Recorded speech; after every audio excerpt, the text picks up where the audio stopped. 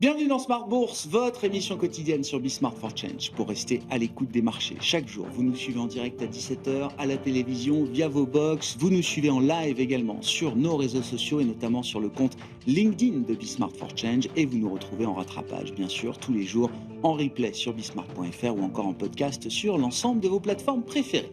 Au sommaire de cette édition ce soir, la Réserve fédérale américaine qui a donc amorcé un pivot en douceur sur fond de division interne, même si la décision d'hier est quasi unanime, à l'exception d'un membre. On sent quand même à travers les différentes projections et notamment la trajectoire des taux à venir que tous les membres du comité de politique monétaire de la Fed ne sont pas forcément sur la même longueur d'onde. Et puis derrière la Réserve fédérale américaine, d'autres banques centrales se prononçaient aujourd'hui. La Banque d'Angleterre, sans surprise, est restée en statu quo avec un léger ajustement quand même de son programme de réduction de bilan. Et puis du côté de la Banque de Norvège, la Norges Bank, on a délivré, comme attendu, là aussi une baisse de 25 points de base. La deuxième en 3 mois. Reste encore, pour conclure cette semaine, la décision attendue la nuit prochaine de la Banque du Japon qui, selon toute vraisemblance, maintiendra de son côté un statu quo. Plus de précisions et de détails, notamment sur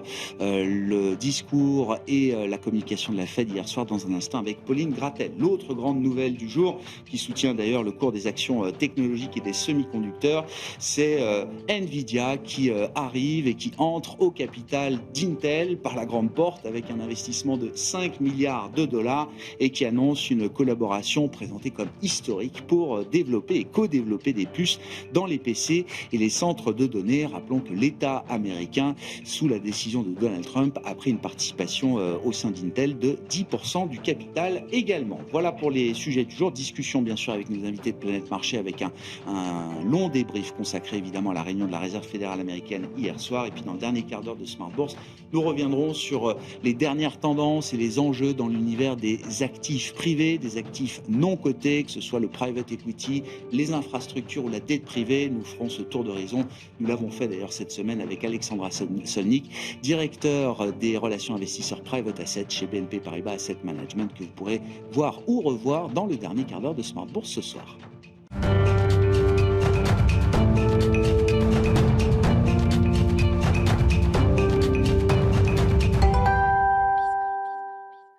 Tendance, mon ami, chaque soir en ouverture de Smart Bourse, nous retrouvons Pauline Gratel qui vous apporte les infos clés du jour sur les marchés. Bonsoir Pauline. Bonsoir. À la une, c'est donc la Réserve fédérale américaine qui a enclenché hier une nouvelle baisse de taux pour la première fois depuis 9 mois. Oui, pour la première fois de l'année, la Fed a abaissé son taux directeur de 25 points de base, le ramenant dans une fourchette entre 4 et 4,25%, au plus bas depuis 3 ans. Jérôme Powell a indiqué que l'impact des droits de douane avait été plus faible que prévu. Les inquiétudes se concentrent désormais sur le marché du travail qui montre des signes de faiblesse. Un membre n'a pas voté comme tout le monde. Il s'agit de Stephen Mayron, récemment nommé par Donald Trump et qui a voté pour une baisse des taux plus agressive de 50 points de base.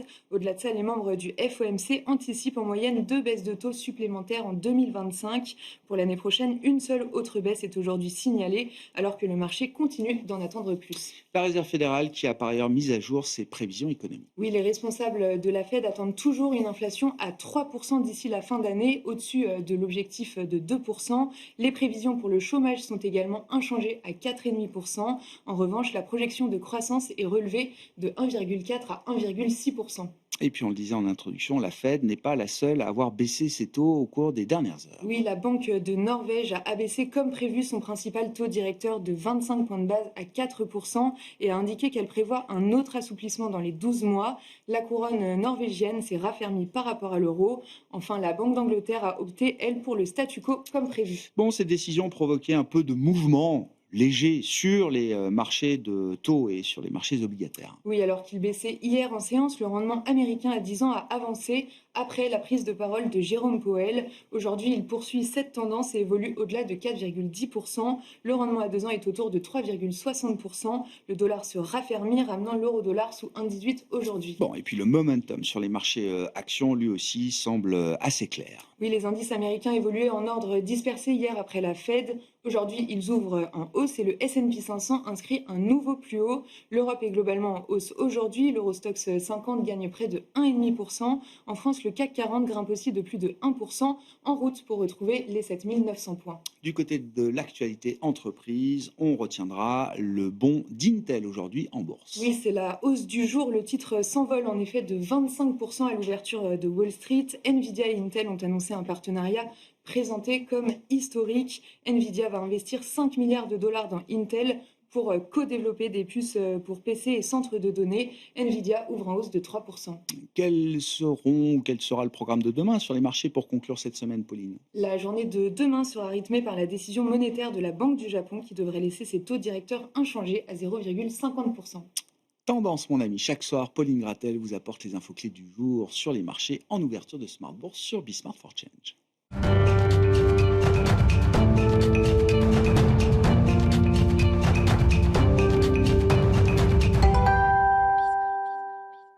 Trois invités avec nous chaque soir pour décrypter les mouvements de la planète marché. En plateau, à mes côtés, Malik Hadouk, le directeur de la gestion diversifiée de CPR Asset Management. Bonsoir Malik. Bonsoir Grégoire. Et François Rimeux, stratégiste senior chez Crédit Mutuel Asset Management. Bonsoir François. Bonsoir Grégoire. Et bonsoir à Véronique Riche-Flores qui nous accompagne à distance aujourd'hui, économiste et présidente de RF Research. Bonsoir Véronique, merci beaucoup d'être avec nous. François, quel est le sens? Est-ce qu'on donne à cette première baisse de taux délivrée par la Fed depuis décembre 2024? À la fois, Jérôme Powell la présente comme une risk management cut, une baisse de taux assurantielle, une gestion du risque, et en même temps, ce même Jérôme Powell nous dit dans la même conférence de presse qu'il y aura probablement d'autres baisses de taux également à venir. Alors, la décision en elle-même, elle n'est absolument pas surprenante. Tout le monde attendait un cut de 25. Le fait que Stephen Myron dissente, c'est pas non plus surprenant. Il y a une petite surprise sur le fait que Bowman et ou Waller ne se joignent pas à la fête des dissents, entre guillemets.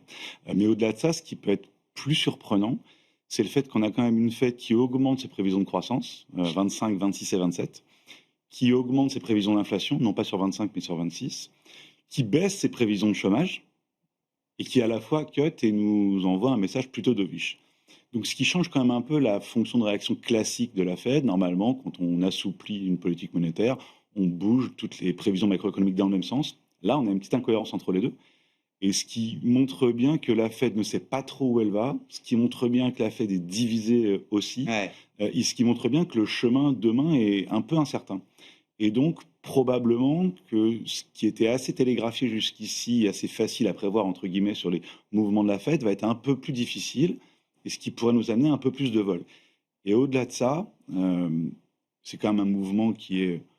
Quand on regarde le prix des actifs qui sont au plus haut, l'économie va bien, le taux de chômage est, quoi qu'on en dise, quasiment au plus bas. C'est une économie qui n'a pas de soucis. L'économie américaine a plutôt eu même tendance à réaccélérer. Il n'y a pas de déséquilibre profond là. On peut en trouver. Le marché de l'immobilier ne va pas super bien en termes de momentum. On peut dire qu'effectivement, sur le marché de l'emploi, il y a un momentum qui est moins fort sur les créations de postes. Ouais. Oui, mais au-delà de ça, il n'y a pas de déséquilibre extrêmement profond. Donc, on a quand même un message monétaire très accommodant, avec une politique budgétaire et fiscale qui est elle aussi accommodante. Et donc, entre guillemets, show must go on. Et donc, c'est ce que saluent les indices equity. Pour les marchés actions, je pense qu'effectivement, le sens du voyage est assez clair.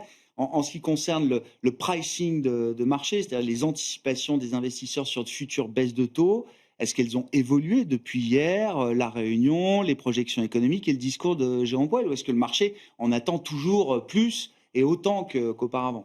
Il n'a pas vraiment bougé le pricing sur les taux courts. Le marché est assez agressif sur les attentes en termes de cut sur 2026. Et c'est plus que ce que signale le FOMC. Plus que ce que signalait d'autres, mais c'était déjà le cas auparavant. Mais finalement, ce n'est pas vraiment la partie courte de la courbe qui peut être inquiétante. C'est que si on a une politique monétaire très accommodante ou trop accommodante versus les agrégats économiques, à un moment donné, est-ce qu'on ne peut pas avoir une partie longue de courbe qui soit en danger? On l'a déjà vu X fois au cours de l'année, on est allé voir 5%, on revient, on est allé voir 5%, on revient, là on est revenu, grâce au chiffre d'emploi un peu moins fort, grâce à l'inflation finalement pas si forte que ça. Mais j'ai l'impression que tant qu'on a les mêmes politiques budgétaires et monétaires aussi accommodantes, je ne vois pas trop comment les parties longues de courbe peuvent rester aussi au niveau que ça. D'ailleurs, dès aujourd'hui, ça commence à repointer un petit peu. Mais c'est quand même très léger. Léger pour le moment. Mais c'est plus ça, finalement, la variable qui fait un peu peur. Ça et le dollar, qui sont finalement les deux variables d'ajustement qui seraient normales en théorie si on avait une politique monétaire trop laxiste par rapport à ce que l'économie demande. Bon, Malik, est-ce que la Fed et Jérôme Powell, en premier lieu, ont raison de mettre un éclairage plus important aujourd'hui sur le marché du travail par rapport à l'inflation, qui a été le driver de la politique monétaire ces dernières années? Je pense qu'ils ont raison puisqu'ils l'ont fait. Maintenant, comme l'indiquait mon interlocuteur, il y a aussi pression un peu indirecte de la part de la présidence de Ça Trump. compte? Alors, je ne sais pas pense si que on ça peut compte. mesurer le degré d'indépendance de la Fed là Et aujourd'hui, mais il y a plus déjà, cette décision, pour vous, elle est déjà Ah oui, bah oui. influencée. Je pense qu'elle est un peu influencée. On n'est pas Hein? allé jusqu'au bout, mais elle est un peu influencée. Je pense qu'au-delà du fait que la Fed ait baissé, et c'était attendu, hein, il y avait certains qui pensaient 50, mais je pense que ça aurait donné un mauvais signal au marché, parce qu'il y aurait eu des inquiétudes un peu plus marquées sur dégradation plus marquée du marché du travail. Je pense que le thème du moment auquel on ne fait pas attention, c'est la désynchronisation entre les banques centrales aujourd'hui. Ah, C'est-à-dire, vous avez une banque centrale américaine qui va baisser, qui va continuer à baisser, une banque centrale européenne qui a priori a dit je m'arrête là, j'attends de voir, et une banque du Japon qui hésite à faire le pas. de les monter. De les monter. C'est la dernière au monde, s'il peut encore peut-être C'est, envisager je de pense, une remonter ses taux. situation assez inédite qu'on n'a Ouais. pas connue Sans depuis, cela, oui. Ouais. depuis longtemps. Et c'est ça la thématique du moment, parce que ça va avoir des répercussions très très importantes sur l'évolution à venir du dollar. C'est plutôt baissier dollar, même si aujourd'hui on a l'appréciation parce qu'on a eu un chiffre de la Fed de Philadelphie, je crois, qui a été Ouais, sorti bien meilleur qu'attendu. bien meilleur qu'attendu. prévu, Ouais, ouais. sorti à Peut-être un peu de 23. news aussi. Enfin, le dollar a... Non? Ouais, c'est plus d'accord. OK. Les chiffres de chômage hebdomadaire qui ont été un peu meilleurs. Et ont été meilleurs que Oui, prévu mais aussi. c'est léger, c'était pas. Ah ouais. Ça aurait pas dû avoir l'impact que ça a eu un peu sur le dollar, mais c'est cet élément-là qui va jouer, puis sur l'évolution aussi des taux à venir. On l'a vu depuis maintenant un mois. Il y a une décorrélation entre l'évolution des taux européens et des taux américains. Ouais. Il y a une décorrélation au niveau des marchés actions sur les stratégies gagnantes. C'est la croissance aux États-Unis, c'est la value, En Europe. c'est value en Europe. Donc il y a des évolutions d'actifs Ouais. qui sont divergentes, à la fois sur les bonds et à la fois sur les actions. C'est ça la thématique du moment, au-delà du fait que la Fed est baissée, ce qui était attendu. Et Est-ce que cette décorrélation, elle va s'amplifier, à elle mon va avis, s'amplifier. mais Donc le dollar reste fragile, à là. mon avis, il reste très fragile. C'est pour ça que c'est un environnement, on en parlera tout à l'heure, Hmm. qui est plutôt favorable pour les émergents. C'est Ouais. une fenêtre pour les émergents qu'on n'a pas connue depuis 10 ans. Mhm. Mais est-ce que la BCE va réagir en voyant l'euro s'envoler? Bah, on verra. Certains ça, membres se sont déjà exprimés sur la possibilité d'au moins. Oui, mais une pour nouvelle l'instant, baisse de taux. c'est le statu quo. C'est- L'inflation est sous contrôle. La croissance résiste bien. Et puis le taux de chômage, comme on l'indiquait, Mais une est nouvelle au plus jambe bas. de baisse du dollar pourrait ramener le débat au sein de Je la Banque pense, centrale européenne. moi, je pense que c'est le thème du moment, c'est la désynchronisation des banques politiques centrales. monétaires Ah des ouais. banques centrales. Ah ouais. Avec une BOE, là, en l'occurrence, aujourd'hui un peu coincée, elle aussi de son côté, avec un niveau d'inflation qui est assez peu compatible avec des baisses de taux significatives ou agressives à ce stade. Véronique, je veux bien qu'on revienne avec vous quand même sur la Fed. Et effectivement, la cohérence de la décision qui était attendue, mais du message porté par Jérôme Powell par rapport aux nouvelles projections, à la mise à jour des projections économiques qui ont été faites par les équipes d'économistes de la Réserve fédérale américaine. Alors, moi, j'ai un peu l'impression, mais on peut se tromper dans les interprétations, hein. Ce qui était effectivement intriguant, c'est finalement cette révision du taux de chômage qui a été révisé 1/10 à la baisse. 1/10, c'est pas grand-chose, mais on peut trouver ça un peu surprenant compte tenu de la dérive du marché de l'emploi de ces dernières, depuis le printemps en réalité, en même temps que la révision à la hausse de la croissance. Et j'ai l'impression que Jérôme Powell nous l'a dit. Il a dit, oui, certes, le taux de chômage est remonté un tout petit peu, mais il reste faible, ce qui est vrai, indiscutablement. Et ça, c'est le fruit effectivement du ralenti, de la faible croissance de la population active et de la politique migratoire. Et j'ai plutôt eu l'impression qu'il se servait de cet argument-là pour finalement soutenir la décision d'une baisse finalement et d'un scénario d'évolution des taux d'intérêt finalement très limité. En réalité, qu'est-ce qu'ils ont fait? Ils ont juste avancé d'une réunion, a priori, la baisse d'1/4 de point, parce que finalement, quand on regarde l'ensemble des perspectives de taux d'intérêt, elles évoluent d'un quart de point sur toute la durée, jusqu'en 2027. Donc la Fed avait 50 BP de baisse cette année, elle en a 75 parce qu'ils ont agi un peu plus tôt. Et alors je dirais que son travail est loin d'être aisé, parce que c'est vrai, les données économiques actuelles sont bonnes. Si on se fie aux estimations de la Fed d'Atlanta, on est encore à 3,4% en rythme annualisé, donc c'est très très soutenu. A contrario, beaucoup de données se détériorent assez vite, en particulier celles du marché de l'emploi, la confiance et l'immobilier, dont on parle plus beaucoup, parce que les économistes, et moi-même y compris, avons tellement annoncé trop tôt le risque d'un atterrissage un peu dur du côté de l'immobilier, et nous nous sommes trompés, que du coup, personne n'ose. Mais les données récentes sont quand même pas très bonnes, et elles sont le résultat des tensions sur la partie longue de la courbe des taux. Donc la décision de la Fed, quoi qu'il en soit, avec sous influence politique ou pas, était très difficile, parce que quand on regarde l'ensemble des indicateurs, nous on a un petit dashboard comme beaucoup d'économistes, on voit les chiffres d'inflation qui pointent à la hausse partout, et puis les chiffres d'activité quand même, une fois normalisés par rapport aux tendances un peu de moyen terme, etc., qui pointent à la baisse. Et puis un espèce de ventre mou qui se réduit, mais qui fait finalement, qui maintient la conjoncture à peu près à flot, mais la situation est quand même un peu périlleuse. Donc la Fed, finalement, la grande surprise pour moi, je pensais que l'influence politique serait plus importante. J'étais parmi les rares à penser que l'hypothèse d'un 50 points de base allait l'emporter. C'était possible. Je me suis trompée. Donc c'est un peu la surprise.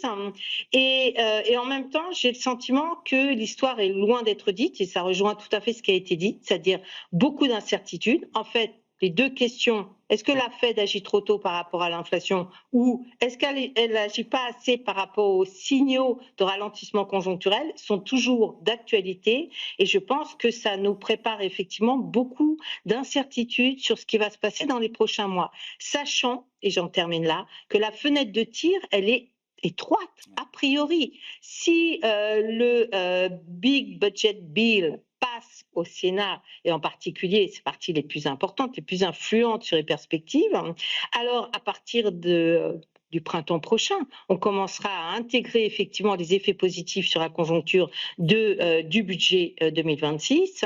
Et là, il ne sera plus du tout question de baisser les taux, probablement, parce qu'effectivement, les sous-jacents d'inflation sont là, et la partie longue de la courbe des taux nous le rappelle bel et bien. Donc, voilà, moi je ne comprends pas trop les anticipations des marchés pour 2026 et au-delà, avec des baisses de taux qui sont quand même très significatives, alors que j'ai vraiment l'impression que la fenêtre, elle est tout de suite, et peut-être mériterait-elle d'être actionnée un petit peu plus rapidement que finalement ce qu'on fait aujourd'hui. Je ne sais pas, mais c'est la question qui me semble importante. Mais qu'on va faire tourner autour de la table. Bien sûr, Véronique, peut-être que les anticipations de marché, et vous l'avez tous évoqué, sont peut-être liées aussi à l'idée d'une politisation toujours plus importante, peut-être demain encore, de la Réserve fédérale américaine. Jérôme Powell est encore en charge, il ne le sera plus dans quelques mois, et la question de sa succession, évidemment, est un enjeu majeur de ce point de vue-là. Est-ce que la Fed prend un risque en s'appuyant fortement aujourd'hui sur des données de marché du travail qui montrent un ralentissement, au passage, qui sont des données aussi de moins en moins fiables? Jérôme Powell s'est exprimé longuement sur la question de la fiabilité des données, notamment en provenance du marché du travail. Et ce n'est pas un sujet juste pour la Fed. Beaucoup de banques centrales sont confrontées à ce problème. Et est-ce que très vite, j'allais dire, la question inflationniste va se rappeler à notre mémoire, en l'occurrence, et à celle des investisseurs? François. Plusieurs points là-dessus. Sur la qualité des données du travail, Waller s'est exprimé pendant l'été, et il a demandé au BLS de faire un travail dessus, et il s'avère que la précision des données, finalement, in fine, est la même. On a à peu près 95% de taux de réponse des enquêtes, et donc ça n'a pas bougé. Il y a un délai plus important, c'est ça. Ce qui a bougé, c'est qu'on le répond moins en première estimation et beaucoup plus en deuxième et en troisième. Donc plus de révision, mais in fine, une qualité des données qui n'est pas forcément moins bonne qu'auparavant. Ça, c'est le premier point. Deuxième point, c'est que la situation actuelle, finalement, elle rappelle quand même un petit peu ce qu'on avait eu en septembre dernier, où on avait eu pendant l'été des chiffres de création d'emplois très décevants, un que de 50, et finalement, une économie qui avait très bien tenu, Et 3 mois plus tard, on s'est demandé, mais est-ce que vraiment c'était nécessaire de baisser de 50 N'était-ce pas une erreur? Est-ce que c'était pas une bêtise? Et donc, alors est-ce qu'on est dans la même situation? Aucune idée. La situation a évolué, Trump est arrivé, il y a les tarifs, il y a beaucoup de choses qui ont changé. Mais on a non pas la qualité des données qui a baissé, je ne pense pas que ce soit ça, mais en revanche, on a une qualité des soft data qui est beaucoup moins corrélée aux hard data.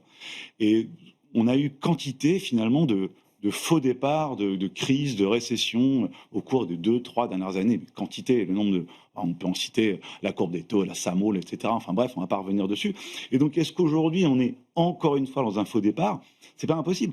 Véronique citait tout à l'heure le problème migratoire et le fait que la population active diminue. Donc, on peut très bien avoir moins de création de postes. Et puis en face, comme de toute façon, on a moins de croissance de la Et un population taux de chômage active. qui bouge pas. Exactement. Quand on regarde les dernières, Exactement. c'est le Budget Lab, je crois, qui a fait des études, qui nous disent qu'il y a 50-60 000 créations de postes mensuelles, le taux de chômage bouge pas. Bon.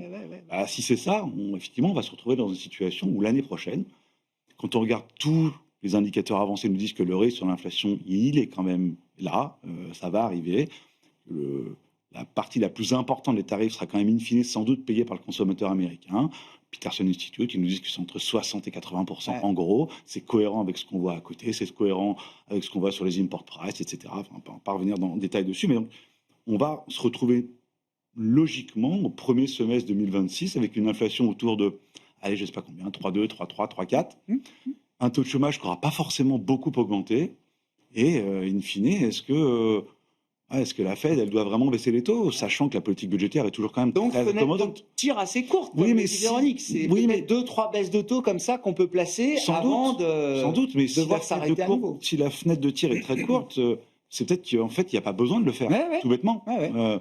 Et donc, Oui. c'est vrai que le marché de l'immobilier montre des signes de fatigue, les baisses de prix ont repris, les inventaires remontent, mais on a quand même une baisse des taux de mortgage, parce que le spread entre le 30 ans et les taux de crédit mortgage, lui, s'est fortement compressé. Donc, ça va aider quand même une partie du marché de l'immobilier. On a Trump qui nous a déjà annoncé ou préannoncé, c'est pas clair, on ne sait pas encore de quoi ce sera fait, mais une espèce de plan de relance visant à aider l'immobilier, c'est pas du tout impossible. Donc, est-ce qu'il n'est pas quand même un peu tôt pour s'inquiéter de ça aujourd'hui, alors que les prix sont quand même encore très élevés et que les stocks, même s'ils augmentent, ils ne sont pas encore là où on était en 2007? La question qu'on se posait avant la décision de la Fed, est-ce que l'économie américaine n'a pas déjà marqué son point bas? Et est-ce que 2026 peut pas être une année de surprise positive pour l'économie américaine par rapport à ce qu'on anticipe ou ce qu'on prévoit aujourd'hui, Malik? Alors, si on fait une lecture rapide de ce que nous dit le marché action, Ouais. il n'est pas dans ce... Ah bah pour lui, c'est... Oui, mais pourquoi? Parce que lui, il est dans une reprise cyclique. Ouais. On a vu les actions monter, on a vu les prix des matières premières industrielles monter. Il y a un espoir que la Chine continue à relancer sa consommation. Donc, c'est ça qui est marquant depuis cet été. Et puis, il y a la concentration d'un leadership sur un secteur particulier qui a emmené les actions là où Et elles le sont. marché joue une reprise cyclique? Le marché, quand on voit l'évolution, en tout cas, des deux indicateurs que j'ai mentionnés, actions et matières premières, et il y a une rebond aussi des valeurs cycliques au cours de l'été, c'est ce qu'il joue. Très clair. Ça, c'est aussi alimenté par le fait qu'il anticipe, comme on l'a indiqué, des baisses de taux à venir plus importantes dans les mois à venir pour les États-Unis en tout cas. Et dans le monde émergent, il va y avoir aussi des baisses de taux. Donc c'est ça qui... Et puis il y a un élément, honnêtement, qui soutient le marché action, et c'est très rare hein, depuis des années que je suis sur le marché, c'est quand même les bénéfices des entreprises qui sont en accélération. On avait pour l'Europe, pour le deuxième trimestre, s'attendait pour le deuxième trimestre à une baisse de moins 5%, on a fini à plus 3%, s'attendait à plus 4% sur les États-Unis, on termine à plus 11%. On connaît les contributeurs, c'est pas les mêmes en Europe et c'est pas les mêmes aux États-Unis, mais quand même c'est ça qui alimente aussi l'optimisme. C'est fondamental, il n'y a pas que de l'expansion de multiples. Non, il n'y a pas que d'expansion d'unité, justement. On a notamment en Europe limité l'expansion des multiples, on est resté sur des niveaux de 14, 13,5 sur les PE. On a eu une expansion de multiples au début sur les États-Unis, mais qui a été rattrapée par la progression des bénéfices et puis les analyses qui ont continué à upgrader derrière. Donc ça a alimenté aussi l'appétit pour le risque. On a un autre élément qui a joué, mais ça aussi, c'est sur le marché du crédit. Quand vous voyez les spreads de crédit entre le high yield et l'IG, on est descendu à 80 BP. En fait, il n'y a plus de risque. Ouais. Et si On finalement, rémunère plus le risque. et pour des actifs risqués comme ceux que vous citez, les actions, le crédit, si la Fed ne délivre pas autant de baisse de taux que ce que le marché anticipe, ça fragilise un peu, beaucoup. Ah oui. La Parce pyramide que des marchés actions. le marché, là, il est parti sur cet D'accord. horizon-là de baisse de taux et de stabiliser, avoir un redressement de l'économie. Ouais. Donc, c'est ça qui s'est joué durant l'été. C'est qui a surpris, on a tous été surpris par la vigueur du rebond des marchés actions. Hein. Vous regardez le marché chinois, regardez combien il a repris pendant l'été. Vous regardez le marché européen, c'est le seul qui n'a pas bougé. Bien sûr, lesté par les inquiétudes sur le tarif, lesté par la situation géopolitique, les incertitudes en France, etc. Mais quand on regarde l'économie européenne, elle se porte plutôt bien. Il y a les déséquilibres, bien sûr, budgétaires qu'on a aux États-Unis et en Europe, mais la croissance des bénéfices, elle est plutôt là. Pour 2016, on escompte 9,5. On est au-delà de 2025, encore une fois. C'est peut-être trop optimiste. Oui, on attendait 8 en début d'année, on verra à combien on arrive. On a vu à la fin de l'année au-dessus de zéro, normalement. Quand même 0 plus, quoi. Quand même au-dessus de zéro, d'accord. On est à 2 chiffres aux États-Unis, proche des 2 chiffres. Ouais. On est à 13-14% pour 2026, encore aux États-Unis. Ouais. Avec, et ça c'est le point important, je pense, qui va permettre au marché éventuellement de ne pas trop corriger, c'est les relais. C'est-à-dire que le marché aujourd'hui, il essaie d'opérer des rotations à la fois sur les secteurs, à l'intérieur des secteurs, mais aussi sur les capitalisations boursières. On a vu le Russell qui a bien repris, Les alimenté mid-cap, par les en France, en Europe. Ça part. en temps en avance sur les États-Unis qui étaient en retard sur ce plan-là. Et puis à l'intérieur des secteurs, il faut regarder, il y a des secteurs comme les softwares d'intelligence artificielle, softwares qui sont très en retard sur l'intelligence Donc la artificielle. diversification, l'élargissement du rallye, ça reste un thème valable. C'est le thème qui pourrait permettre au marché de ne pas trop corriger, parce que c'est vrai, il y a des valorisations dans certains secteurs, il faut le reconnaître, qui sont très très élevées. François, vos commentaires. Puis, un mot du dollar. J'ai compris, Malik, que pour lui, le dollar restait fragile, voire très fragile. Est-ce que c'est aussi votre sentiment chez Crédit Mutuel Asset Management? Oui, tout est orienté. Ouais. Le positionnement est un peu tendu quand même. D'accord. C'est quand même consensus que le dollar baisse. On va pas Tout le monde l'a vu. Et le dollar baisse pas souvent de 11% ou 12% en une année, comme on l'a eu cette année. Donc c'est compliqué d'imaginer que l'année prochaine il rebaisse d'autant. Cela étant, tout ce qu'on a mentionné depuis tout à l'heure est plutôt baissier dollar. Le fait que la Fed cut les taux alors que les autres sont on hold ou plutôt à la hausse pour le Japon, c'est baissier dollar. Les attaques sur l'indépendance de la Fed, c'est plutôt baissier dollar, etc. Ouais, je comprends. Donc tout ça, oui, c'est plutôt baissier dollar. Juste revenir sur un point sur l'élargissement du rallye de marché potentiel. Il y a autre chose qui est marquant finalement depuis 3 ou 4 mois, et je dirais même cette année, c'est les baisses des prix de l'énergie. C'est très vrai en euros. On est à quasiment moins 20% sur les prix du pétrole en euros en 2025. Ça a été très positif pour toute l'industrie manufacturière, qui était en récession depuis 3 ans, voire en dépression depuis 3 ans, et pas que en Europe, mais surtout en Europe. Et on voit que depuis le début de l'été, c'est même depuis le début du printemps, une amélioration graduelle de toute industrie manufacturière. Et quand on regarde historiquement, toute la partie small mid-cap, on a quand même une corrélation qui est assez stable, assez robuste, en termes de sur- ou sous-performance par rapport au large cap, en fonction de ce qui se passe sur l'industrie manufacturière. Alors le PMI manufacturier est un bon indicateur. Et donc finalement, les 3 ou 4 ans de sous-performance très impressionnante qu'on a eu de toute la mid-cap par rapport au large cap qu'on a eu entre 2021 et 2025, en gros, ça correspond au Covid, ça correspond derrière surtout à la guerre en Ukraine, au spike des prix de l'énergie, à l'industrie qui s'est faite complètement rincer. Et on est un peu en train de sortir de ça, enfin, après 3 ans, c'est quand même très long. Et donc, Et pour un stratégiste comme vous, ça devient une conviction, solide. Ça devient une conviction. Elle n'est pas aussi solide, je pense, que ce dont on va parler tout à l'heure, c'est sans doute les émergents avec du dollar, où là, tous les signaux sont un peu au vert. Rallye technologique, sous-investissement chronique de la part des allocataires, les valorisations sont là, enfin bref, tout est au vert. Sur les small et mid-cap, c'est moins clair parce qu'on a quand même encore des craintes sur tout ce qui est trajectoire bénéficiaire. On n'y est pas encore complètement, mais on a un peu de momentum qui est en train de s'installer. On a eu déjà plein de faux départs dessus, donc il faut faire attention à ça. Mais ça commence à être une possibilité, et donc là où on pouvait complètement être à l'écart il y a encore de ça 3-6 mois, c'est un peu plus dangereux aujourd'hui. Ouais, je comprends. Véronique, sur l'idée de la désynchronisation entre banques centrales par rapport au là donné aujourd'hui par la Réserve fédérale américaine, qu'est-ce que vous dites? Est-ce qu'une banque centrale comme la BCE, par exemple, peut résister longtemps à l'appel de nouvelles baisses de taux dans le cas où la Fed continuerait son chemin, au moins pour pour quelque temps. Qu'est-ce que ça peut impliquer? Alors, je sais pas, est-ce que la Banque d'Angleterre, elle, vit dans un monde, alors je vais pas dire parallèle, mais vit dans un monde qui n'appartient qu'à elle? Qu'est-ce que ça peut générer, effectivement, et comme décision, ou comme friction, d'ailleurs, sur les marchés de devises, par exemple? Oui, alors sur le dollar, moi j'avoue qu'on a tous les éléments fondamentaux pour nous signaler, un risque majeur de baisse du dollar.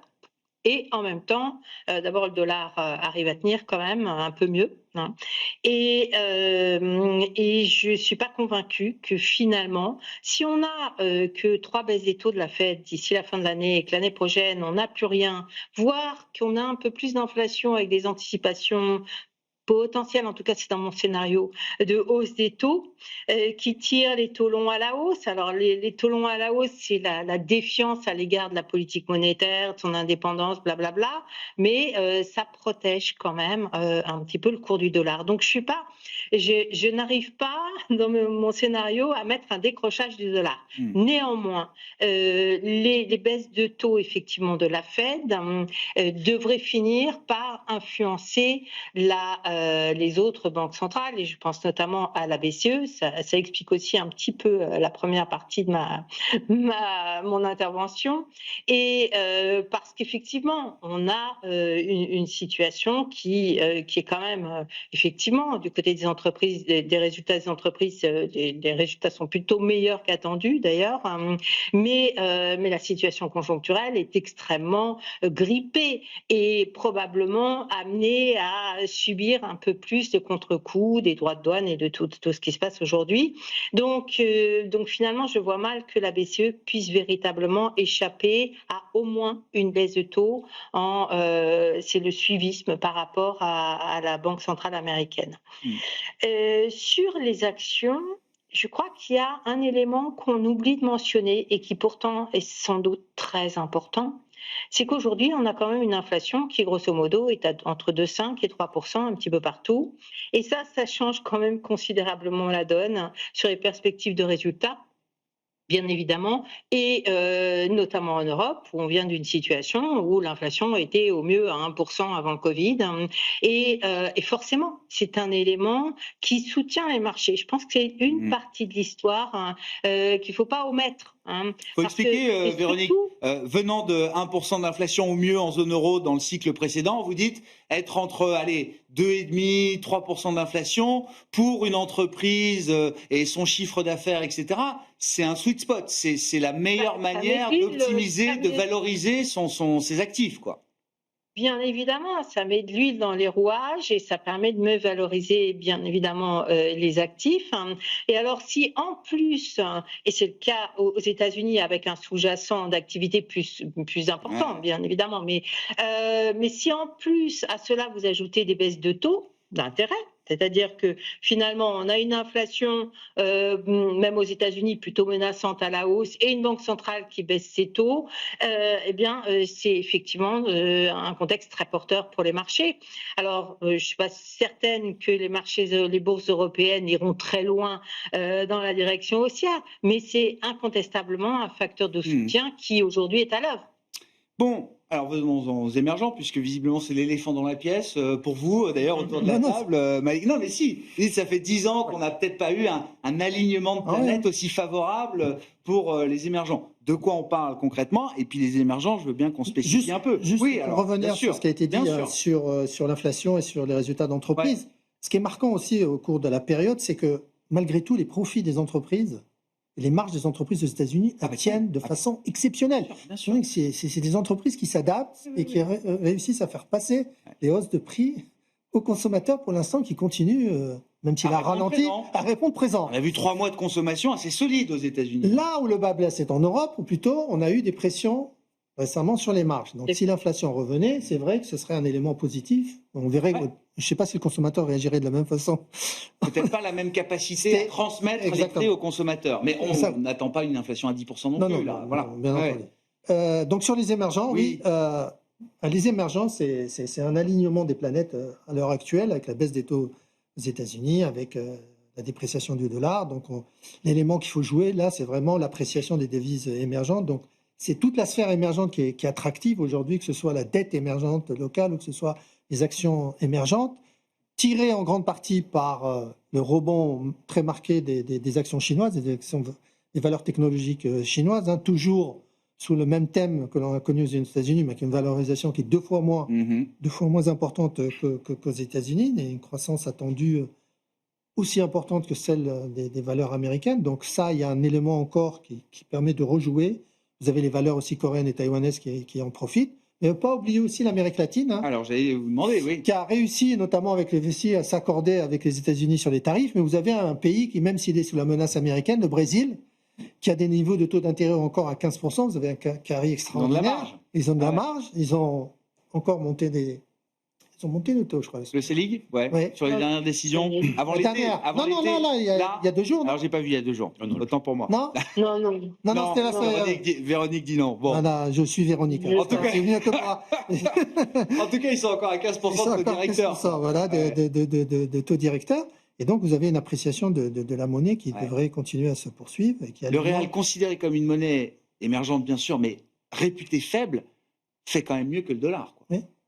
Non, mais le peso- dollar baisse contre le réal cette année. Quoi. Le peso mexicain aussi. exactement. Oui. Donc, l'année dernière, ça n'était pas le cas. Aujourd'hui, c'est vraiment un alignement Donc ça des peut jouer à planètes. travers la dette, la devise. Et ensuite, il y a des inquiétudes, comme tout le monde, la plupart des gens ont des inquiétudes sur la possibilité pour la Chine d'atteindre son niveau de croissance de 5%. Écoutez, Depuis je pense qu'il 25 s'attaque ans que je suis les marchés, je crois qu'on a toujours cette question de savoir si la Chine va Oui, mais atteindre ça son niveau. revient Alors tous il y a les 10 ans, non, c'était peut-être pas pareil. C'était 8% il y a 10 ans. Je rigole, oui. Mais ils s'attaquent sur capacité de production et ils sont décidés à relancer la demande. Ils n'y arrivent pas, ces petites mesurettes. Moi, ce qui me déçoit, c'est ces petites mesurettes après petites mesurettes. Mais ce qui a soutenu le marché action, c'est qu'ils ont réussi à obliger les gens à réallouer du marché obligataire Vers les actions. vers le marché Ouais. des actions. Parce que relancer la demande, ça reste une économie quand même de production. Oui, mais c'est l'objectif. Non, Ça mais c'est reste une l'objectif. économie de production. Oui, C'est-à-dire que oui, mais c'est on voit bien l'objectif. que les relances de la demande en Chine, Oui, parce qu'il n'y a pas pour eu de plein de soutien. raisons, c'est... Non, mais parce qu'il n'y avait pas de soutien direct aux consommateurs, comme on en a eu Ouais. quand on en a eu Faut en faire des chèques Europe. plus directs encore. Bah oui, c'est Ouais. pour redonner confiance aux consommateurs qui est hors Que ça marche bourré. dans une économie comme les États-Unis, c'est une chose, mais ça peut aussi marcher dans une économie comme celle. Encore plus si c'est les dirigistes, elle est ouais. encore plus dirigiste si on D'accord. décide de le faire. Mais vous dites pour l'instant le thème chinois, action chinoise, c'est un thème tech avant tout. C'est pas un thème macro de reprise. C'est pas un thème macro parce que la reprise de la demande n'est pas là. D'accord. Mais ça aurait dû profiter un peu aux actions européennes. Ça n'a pas profité parce que le rebond des actions marché chinois n'a pas vraiment profité aux actions européennes. Non, Vous voyez c'est ça. les valeurs du luxe qui restent. Parce ça, qu'il n'y a c'est pas logique. cette reprise Oui. de la demande encore Non. qui a marqué en Chine. Oui, ou alors en tout cas. et de Mais toute la façon, sphère émergente aujourd'hui, c'est vraiment. la demande automobile, en tout cas, c'est plus la même. C'est-à-dire que voilà, on voit la baisse des importations chinoises d'automobiles allemandes, notamment, qui se traduit évidemment sur le secteur automobile en Allemagne. Sur les émergents, et puis le thème chinois, est-ce que c'est un thème tech avant tout? Est-ce que c'est l'idée que la tech chinoise est au niveau de la tech américaine aujourd'hui avec des valorisations bien moindres? Est-ce que la Chine peut se découpler totalement de la technologie américaine? C'est le sujet aujourd'hui avec Nvidia qui est plus ou moins boycotté, ou en tout cas il y a une recommandation officielle de boycott de Nvidia pour les entreprises chinoises. Je crois que la Chine a réussi à faire ce que l'Europe a toujours été incapable de faire, c'est créer des espèces de champions nationaux qui vont être capables de rivaliser avec les Américains. On n'y arrive pas en Europe, à une ou deux pseudo-exceptions près, mais la Chine, elle a réussi à faire ça, graduellement, les BYD, les Tencent et autres. Et donc ça, en fait, il va se passer probablement, en tout cas c'est sans doute une partie des objectifs des autorités chinoises, à peu près la même chose que ce qui s'est passé aux États-Unis, c'est que pour lutter contre cette espèce de surpuissance des Max 7 américaines, la Chine n'a pas vraiment d'autre choix que de créer ses concurrents en interne. Et c'est ce qu'elle est à peu près en train d'arriver à faire. Et les marchés de capitaux sont assez aveugles, assez agnostiques là-dessus. Et donc l'argent, il va aller là où est le potentiel. Je ne sais pas si vous avez écouté David Tepper à la télé là, depuis 6 mois, mais alors il est toujours très très agressif. Ouais. Hein, il dit que il faut y aller les yeux fermés C'est pour plein de raisons. C'est un no-brainer. Et on voit ce genre de truc arriver un peu partout. Donc il n'est plus question pour la Chine d'aller fracasser, comme on l'avait vu pendant la période Covid, l'IPO de Ant Financial, un secteur comme l'EdTech, etc. C'est toujours un peu un double jeu. On sait bien que les autorités chinoises ne toléreront pas que les patrons de ces entreprises-là viennent s'immiscer dans les domaines qui ne sont pas les leurs. On a bien vu ce qui est arrivé au patron d'Alibaba, etc. Oui, donc, il est revenu. Il est revenu. Oui. Pas tout de suite. C'est purgatoire, hein, dure un certain temps quand même. Donc, c'est toujours un peu sur les deux tableaux. Ce sera moins clair et moins transparent que ça l'a été aux États-Unis. Mais il n'empêche qu'on est en train de créer des énormes champions qui vont dominer certains secteurs mondiaux, qui ont des tonnes de cash, qui ont des résultats maintenant qui commencent à être réels, ce qui n'a pas été le cas pendant très longtemps en Chine, et des valorisations qui n'ont rien à voir avec celles qu'on a aux États-Unis. Pourtant, sur les sociétés qui gagnent énormément d'argent. Donc, bien sûr. à horizon quelques mois, tant que le cycle est orienté de manière pro-croissance et que la Fed garde une posture aussi accommodante, l'argent va se déverser là où la plus-value est la plus appétissante. Donc il faut avoir des et il est probable que les flux aillent dans ce secteur-là. Et tech, et pas uniquement. Est-ce que BYD est une boîte de tech? C'est pas forcément clair, mais bon, je pense qu'on est pas très loin. Amazon, une boîte de tech. Tesla est une boîte de tech, peut-être aussi. Je suis d'accord. Plus qu'un constructeur. Et je suis assez d'accord avec l'Amérique latine aussi. Alors, sur les taux locaux, c'est toujours un peu compliqué, non seulement à prévoir, mais aussi à traiter pour des raisons techniques, etc. En revanche, ce qui nous semble clair, c'est que la zone Amérique latine, c'est celle qui s'en sort relativement le mieux versus les tarifs. Ils sont exporteurs de matières premières quasi exclusivement, et c'est pas touché par les tarifs, quasiment pas, parce que les États-Unis ont besoin d'importer les matières premières à pas très cher. Et donc, il y a un petit sweet spot aussi de ce côté-là. Très intéressant. Sur la Chine, Véronique, alors c'est un thème de marché, c'est un thème tech pour l'investisseur, c'est pas le thème macro au global, quoi. Absolument, et je pense que c'est très important de le souligner parce qu'on voit bien les réflexes. Le PMI chinois monte, l'immobilier baisse moins. Non, mais il n'y a rien de tout ça. L'économie domestique est quand même dans une situation extrêmement assez lamentable, à vrai dire, et enquistée par le surcroît de dette, la crise immobilière. Et je pense que ça ne va pas changer. Ce qui change en revanche, c'est effectivement la rapidité avec laquelle la Chine est capable de nous montrer ses compétences dans des domaines de très haute technologie, dans toute la variété de la gamme des technologies, et y compris dans l'énergie. Ça, c'est un premier point, et je pense que ça a été largement sous-valorisé par les marchés, par les investisseurs. Et deuxième point, c'est quelque part la réaction à la politique très agressive de Donald Trump, qui se fâche grosso modo avec quasiment tous les pays du monde, et en particulier avec les pays latino-américains, avec beaucoup de pays émergents. Et là, finalement, il a déroulé un tapis rouge pour Xi Jinping et pour toute la stratégie. Le pays avec lequel il se fâche le moins pour l'instant, ça reste quand même la Chine. C'est ce que vous dites, Véronique. Mais bien sûr, la Russie. Exactement. Et la Russie. Et finalement, Xi Jinping met tout à profit cette situation pour développer des relations approfondies. Il faut quand même avoir en tête que il vend la croissance durable. La Chine vend la croissance durable au monde émergent. Et ils ont les moyens de les vendre, et ils ont d'autant plus de moyens qu'ils sont en surcapacité, comme on sait. C'est un petit peu la faiblesse de l'histoire, parce qu'effectivement, les entreprises souffrent de ces surcapacités, mais en même temps, stratégiquement, on a vraiment l'impression que la Chine est en train de se positionner, comme elle l'avait tenté de le faire au moment des nouvelles routes de la soie en 2013, mais mal, où elle s'est mis beaucoup de pays à dos.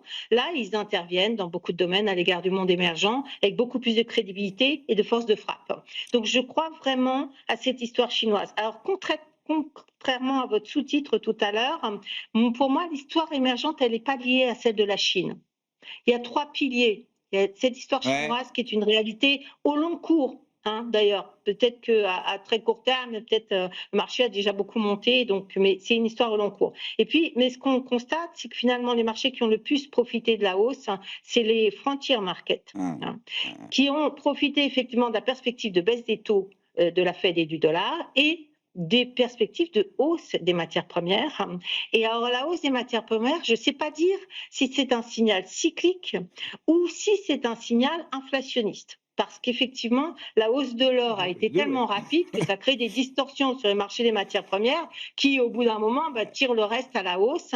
J'ai l'impression que pour l'instant, on est plutôt dans cette logique-là, mais de toute façon, il y a une histoire de très long terme qui est très favorable. Donc, il y a ces 3 piliers, et l'Amérique latine, bien évidemment, qui est pas la Chine et qui n'est pas un marché frontière, qui est très bien positionné, en particulier le Brésil, malgré les droits de douane, effectivement, qui sont ceux qu'on a aujourd'hui. Bon, cyclique ou inflationniste, les matières premières, 30 secondes. Pour Mehdi. l'instant, les deux. C'est les deux, quoi. Ouais, Ça peut être pour les l'instant, deux c'est les deux. aussi. Ouais. Bon, merci beaucoup. Merci à vous trois de nous avoir éclairés sur cette décision de politique monétaire. C'était le début de notre discussion. Évidemment, nous revenions ensemble sur la décision et la communication de la Réserve fédérale américaine hier soir. Véronique Riche-Flores était avec nous à distance, économiste et présidente de RF Research. François Rimeux à nos côtés en plateau, stratégiste senior au Crédit Mutuel Asset Management. Et Malik Hadouk également en plateau avec nous, le directeur de la gestion diversifiée de CPR Asset Management.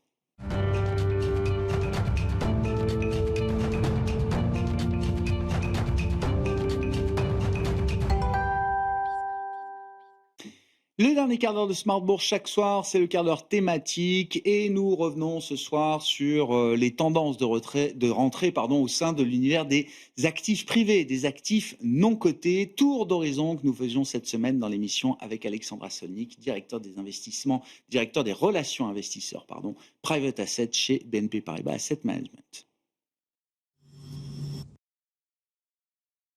Oui, tout à fait. Donc, pour revenir sur ta définition, donc les actifs privés sont des actifs qui ne sont pas cotés en bourse, qui s'échangent sur un marché donc non régulé. On parle typiquement d'économie réelle, d'investissement dans des entreprises, typiquement small et mid cap, investissement dans des projets, infrastructures, immobilier. Donc, la palette, effectivement, est de plus en plus large. Alors, pour remettre les choses en perspective, tout d'abord, on est quand même sur un univers qui est en développement et qui représente peu ou prou, en fonction des chiffres, 10% du marché coté. C'est un marché qui reste très complémentaire, j'en ai parlé, investissement dans l'économie réelle avec une palette de types d'investissement. Donc, pour citer le plus connu, le private equity ou capital investissement, qui est la majorité des transactions, 50-60% en fonction de là où on se situe.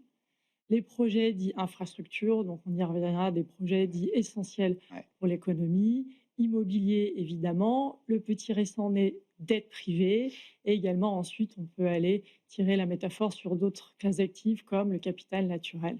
Bien sûr. Et tous ces segments se démocratisent. Quand je dis se démocratisent, beaucoup de ces segments étaient réservés à des investisseurs institutionnels, sophistiqués, et de plus en plus, ces segments s'ouvrent à une nouvelle clientèle qu'on dit retail, de clients privés, en tout cas d'investisseurs non institutionnels, pour dire les choses, Alexandra. Ouais. Alors oui, c'est une classe d'actifs qui se, je dirais pas jusqu'à dire se démocratise. Le mot est en un peu tout fort cas, encore. voilà, D'accord. se développe. Alors j'irais plus d'abord, si je peux me permettre, dans les grands chiffres un peu. On parlait de la vue rentrée, d'ensemble, là. voilà, la vue d'ensemble. Et ensuite, on rentrera et ça pourra expliquer pourquoi il y a cette démocratisation qui aujourd'hui commence à se développer, mais j'irai pas quand même jusque-là. C'est pas une classe C'est pas la d'actifs grande démocratisation. pour tout D'accord. le monde. Donc tout d'abord, si on regarde un peu les nouvelles de l'été et de la rentrée plus particulièrement, on voit quand même deux grandes tendances. La première, c'est des méga funds. Les gros fonds, on voit des fonds avec des levées historiques. Pour certains, je regardais encore l'autre jour la presse, 30 milliards Waouh. de collectes sur certains fonds. Donc des collectes qui sont impressionnantes, qui potentiellement peuvent dire que oui, le marché arrive à maturité et est en train d'être complété par cette démocratisation, donc par de nouveaux types d'investisseurs, mais peut-être aussi signifie que les investisseurs, notamment institutionnels et privés, vont chercher à être sur des acteurs plus grands, peut-être plus puissants, et être assurés par choisir le gérant qui survivra dans 5, 10, Il y a une 15 ans. Polarisation là qui est en train de se mettre en place. Sur c'est ça certains fonds et sur D'accord. certaines classes d'actifs. Donc ça, c'est la réalité. Ensuite, dans le détail, toutes les classes d'actifs ne sont pas du tout impactées par ces méga funds, et ça ne veut pas dire que toutes les classes d'actifs grossissent à la même vitesse. Et certaines, justement, sont aidées par ce souffle nouveau de la démocratisation. Qu'est-ce qu'on peut dire justement avec un peu de granularité, en reprenant les grands segments de marché, les grandes classes d'actifs, où est-ce qu'il y a un peu de croissance, beaucoup de croissance, moins de croissance? Alors, ce qui ne change pas, et là on voit toujours de la croissance, c'est sur l'infrastructure. Infrastructure, donc je reviens, des biens essentiels à l'économie, avec des très fortes barrières à l'entrée et une grande prédictibilité des cash flows. Donc on voit une classe d'actifs qui paraît, certes peut-être avec un peu moins de rendement, mais beaucoup plus finalement sécurisante pour les investisseurs et pour certains biens, avec un lien avec l'inflation, donc une protection contre les mouvements de l'inflation. Donc on comprend qu'aujourd'hui, je parlais de frilosité tout à l'heure, les investisseurs, notamment institutionnels et particuliers, ont un intérêt sur la classe d'actifs. Et si on regarde les levées de fonds, je regardais tout à l'heure, le premier trimestre de cette année est un trimestre record pour les levées de fonds en infrastructure depuis quasiment 10 ans, notamment D'accord. en Europe. D'accord. On verra si cette tendance se perdure. Infra, on parle, vous dites, c'est des infras critiques, c'est ce qui est lié à l'énergie, par exemple, aux télécommunications, ce genre de choses, c'est ça, Exactement, et Alexandra? ça peut aller jusque tout ce qui est data center, par exemple, Très clair, communication au sens très large, clair. puisque Internet aujourd'hui est vu comme un bien essentiel. Essentiel. Je pense que ça Exactement. l'est pour beaucoup, oui. La deuxième classe d'actifs, qui est d'ailleurs très plébiscitée par les investisseurs privés, on y reviendra, c'est la dette privée. Ouais, Donc la dette privée, pour faire le parallèle avec le marché coté et les obligations, on est sur un investissement moins risqué que le capital investissement. On va être sur de la dette avec potentiellement des coupons plus réguliers et une durée de vie qui peut être en moyenne, en duration, plus faible. Et on a un engouement pour cette classe d'actifs. Alors, j'ai dû regarder 2 fois les chiffres parce que je me disais, en cette rentrée, contexte de un peu taux morose, plutôt oui, en un peu baisse, oui, c'est vrai. on dit on va aller plutôt quitter la dette Ouais, privée, ouais, en tout ouais. cas en Europe, je parle de l'Europe ici, pour aller vers d'autres classes d'actifs. Et non, on a encore des levées de fonds records, avec certaines levées de fonds à 10, 15, 20, voire plus en termes de milliards. Donc on est encore sur une année très forte sur la dette privée et qui peut s'expliquer en partie par le côté défensif de la classe d'actifs, mais aussi en partie parce qu'elle est en train de se positionner dans des portefeuilles pour des clients justement Particulier. particuliers qui commencent à investir doucement dans cette classe d'actifs. Est-ce qu'on trouve, la même qualité en dette privée que ce qu'on peut trouver sur des marchés de capitaux ou des marchés obligataires ou de crédit, corporate, Alexandra? Ou est-ce qu'il faut se dire que des entreprises qui se financent dans le privé sont des entreprises qui n'ont pas forcément accès à d'autres sources de financement? Ou est-ce que, des émetteurs dans le privé sont aussi des émetteurs qui choisissent volontairement de rester dans cet univers privé? Exactement, il y a pas forcément de critères de qualité D'accord, par rapport à ces d'accord, entreprises. C'est plus, alors si je simplifie, une question aussi de taille je d'entreprise. Ça peut être des comprends. entreprises qui vont être plus petites, qui n'ont pas accès au marché public, qui peut être assez cher d'y Oui, rentrer. Et notamment, on peut avoir accès via ces entreprises-là à des marchés beaucoup plus niches, des secteurs que l'on ne trouverait pas dans le marché coté. mmh, Et pour finir peut-être sur le panorama de la rentrée, le corollaire donc de la dette privée, j'en ai pas parlé, mais donc le capital à investissement, donc la partie la plus risquée, toujours la classe d'actifs majoritaire, plus de 50 ou 60% du marché, d'accord. mais on sent une certaine toujours frilosité du marché. On en avait parlé la dernière Ouais. fois qu'on s'était rencontrés. Les sorties sont toujours un peu plus compliquées, un peu plus difficiles. Un marché qui pour le moment est un petit peu au ralenti. Et donc la classe d'actifs aujourd'hui qu'on voit gagnante et qui est relativement récente, alors je parle de plusieurs années, c'est le marché du Les secondaire. secondaires, bien sûr. Donc juste pour Pour expliquer, resituer, Alexandra, voilà. bien sûr. Donc primaire, on parle d'un portefeuille qui va être récemment constitué par une société de gestion, et secondaire par un portefeuille qui est déjà constitué. Si vous êtes investisseur dans le private equity, si vous êtes dans les premiers à investir dans un fonds, vous ne savez pas exactement dans quoi vous allez être investi, vous êtes appelé au fur et à mesure. Donc un portefeuille secondaire, c'est un portefeuille qui est déjà partiellement constitué. Ouais. Donc les sociétés de gestion et les investisseurs institutionnels, dans un contexte un peu au ralenti, vont chercher un peu de liquidité à fournir à leurs investisseurs et donc vont chercher à vendre une partie J'ai de entendu leur portefeuille. portefeuille. Alors, ce n'est pas du tout un gage de qualité ou de mauvaise qualité, mais D'accord. c'est plutôt qu'ils vont choisir d'autres opportunités d'investissement et pour créer un peu de liquidité, vont revendre ces portefeuilles. Et C'est on pas qu'on a envie forcément de se débarrasser de ces boîtes, parce qu'elles valent plus rien ou que la création de valeur ou la captation de valeur, c'est faite. Il y a exactement. encore des histoires dans ces entreprises qu'on retrouve dans des Et portefeuilles de secondaires. exactement. Ouais, Et donc, il y a des gérants spécialisés qui vont on se entend. positionner sur ces portefeuilles, alors qui certes sont déjà constitués, qui seront potentiellement plus diversifiés, avec une durée plus courte et donc plus de Ouais, prédictibilité je encore comprends. sur les rendements. Donc, Dérisqué. on Et a là, la collecte a été impressionnante aussi sur ce impressionnante. On marché-là. parle alors de C'est un 60, décollage là. alors sur 2 années, on va dire, mais on parle de 60 milliards l'année Ouais. dernière Oui. et là, on a encore vu des levées de fonds records à plusieurs Ouais, dizaines de milliards. Donc on comprend très bien que pour un investisseur et notamment pour un investisseur privé qui ne peut pas forcément se permettre c'est une bonne porte d'attendre, de d'entrée. voir C'est une exactement. bonne porte d'entrée pour ces actifs privés quand on est un client privé.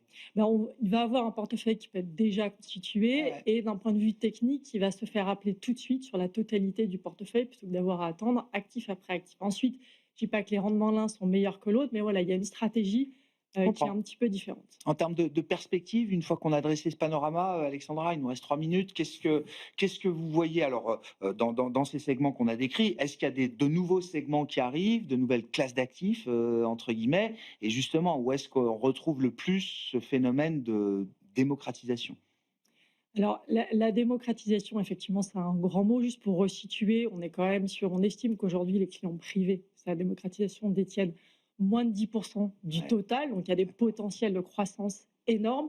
Et ce qui est peut-être nouveau aujourd'hui, c'est qu'il y a un vrai souffle nouveau de la part des régulateurs, d'une prise de conscience que cette classe d'actifs a toute sa place dans un portefeuille, comme je viens de le mentionner, toute sa place pour Ouais. justement aller financer l'économie Ouais. réelle. Il y a Donc, des incitations réglementaires, légales, Exactement. justement, à mettre des actifs privés dans les portefeuilles des On l'a épargnants. vu en Europe, on est en Bien train sûr. de le voir en Grande-Bretagne, aux États-Unis. Et donc, on voit une prolifération du coup de solutions pour répondre à cette demande et pour pouvoir permettre aux investisseurs, notamment particuliers, Ouais, ouais. d'investir. Capital naturel.